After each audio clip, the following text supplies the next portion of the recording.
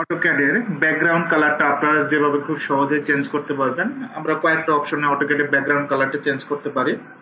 প্রথমে আমরা কিবোর্ড থেকে কাজ শিখব।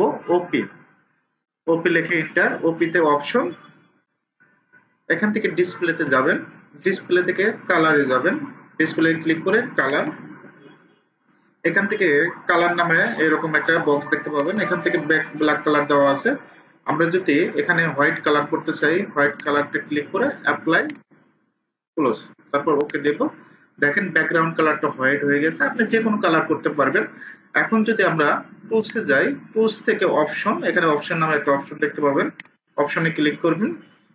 ক্লিক করার পর এখান থেকে ডিসপ্লেতে যাবেন, কালারে যাবেন, এখান থেকে বাংলাদেশ পরিপ্রেক্ষিতে সবচেয়ে ব্ল্যাকটা বেশি ইউজ করে, তো ব্ল্যাকটা করতে পারবেন। এখান থেকে হোয়াইট করতে পারবেন, রেড কালার, ইয়েলো কালার, যে কোনো কালার করতে পারবেন।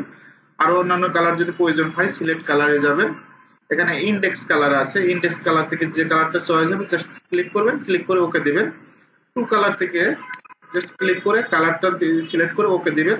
কালার বুকস থেকে কালারটা সিলেক্ট করতে পারবেন। এখানে বিভিন্ন ধরনের উডেন কালার আছে এগুলা, তবে বাংলাদেশের পরিপ্রেক্ষিতে ব্ল্যাক কালারটা বেশি ইউজ করে, তো আমরা ব্ল্যাক কালারটা সিলেক্ট করব, ওকে দেব। অথবা এখান থেকে ব্ল্যাক নামে একটা অপশন আছে, ব্ল্যাকে ক্লিক করবেন, অ্যাপ্লাই ক্লোজ, ওকে। খুব সহজেই আপনি এভাবে ব্যাকগ্রাউন্ড কালারটা চেঞ্জ করতে পারবেন।